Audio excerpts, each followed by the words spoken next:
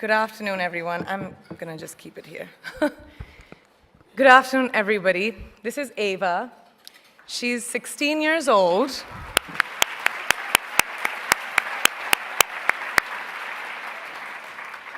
An age where girls should be enjoying their innocence and joys of their youth. But she, at such a tender age, understands the importance of being a voice for her peers, an advocate for young girls and women around the world who may not have the opportunities that us sitting over here have. So receiving this honor from a hero like her makes this so much more exceptional. So thank you.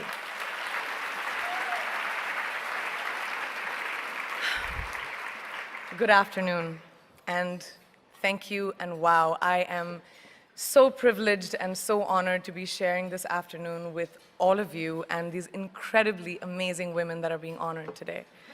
I'd like to extend my congratulations to each one of you, Octavia, Michelle, Kelly, Patty, and all 50 women that have been included in the Impact Report. Your achievements not just inspire me, but also so many others to work harder, to be better, and to make a dent wherever we can. So I'm very, very proud to be standing alongside of you. So in life, you know, there are moments when you stop and ask yourself, how did I get here? Like, why am I standing here? Well, this is definitely one of those moments for me.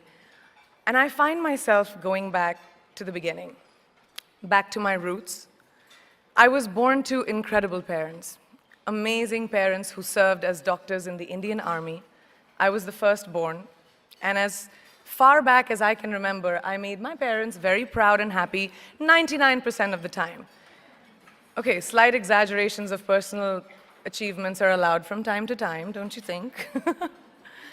My brother was born a few years later, and even then, nothing changed for me. We were both given equal opportunities, and I want to emphasize this. I want to really emphasize this for you because I don't think a lot of people might understand that being equal might seem very normal. But where I come from, India, and a lot of developing countries around the world, more often than not, this is an exception. It's actually a privilege. My first experience of the glaring disparity between boys and girls came at a very, very young age.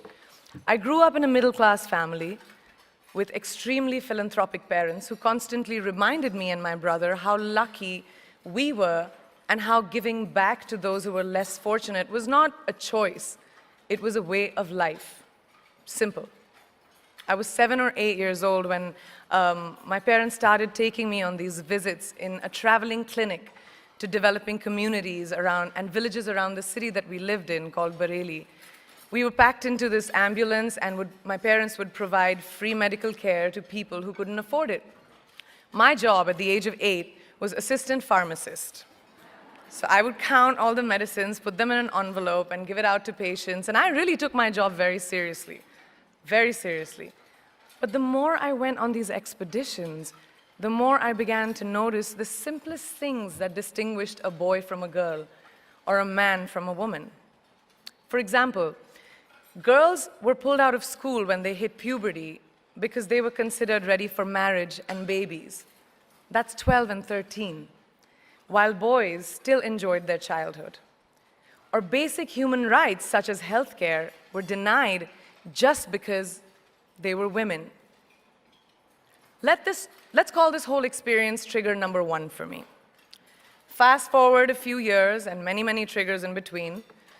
Like a producer-director, for example, early on in my career, I must have been about 18 or 19, telling me that if I didn't agree to the ridiculous terms or painfully low salary in his movie, that he would just replace me.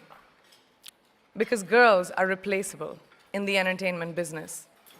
That was a memorable one. Made me decide to make myself irreplaceable. But I think what really moved the needle for me and ultimately led me to create the Priyanka Chopra Foundation for Health and Education, and around the same time partner with UNICEF, was an encounter with my housekeeper's daughter. About 12 years ago, I came home from set early one day, and she was sitting in my library reading a book. And she must have been 8 or 9 years old, and I knew she loved reading.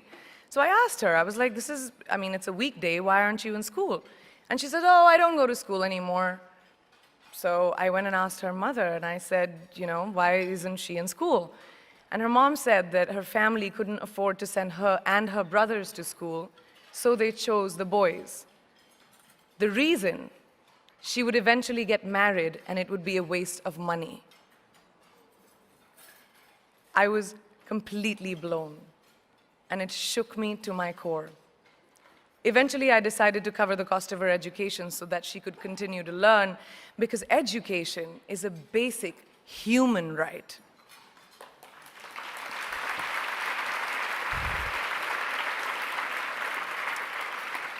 And a huge necessity, especially today. From that point on, I was determined to make a difference in as many children's lives as I could, in whatever big or small way that I could contribute.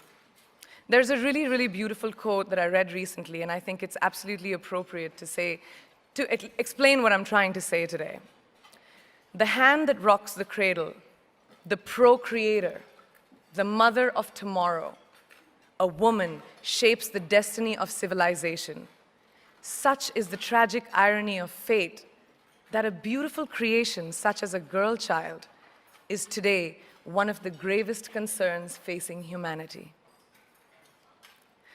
Girls have the power to change the world. It is a fact, and yet today, girls are more likely than boys never to set foot in a classroom, despite of all the efforts and progress made over the last 2 decades. I'm just gonna give you a stat, more than 15 million girls of primary school age will never learn how to read or write, compared to 10 million boys.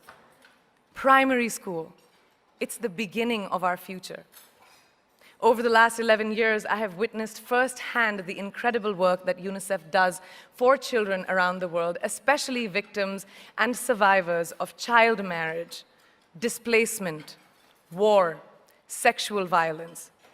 But there is still so much work to do.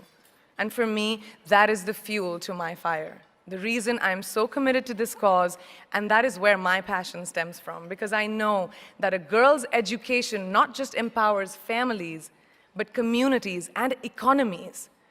A result of her education, we all do better. It's just as simple as that. As entertainers and influencers sitting in this room, I feel that it's our social responsibility to be a voice for the voiceless, which is why I applaud each and every woman in this room for being such a badass.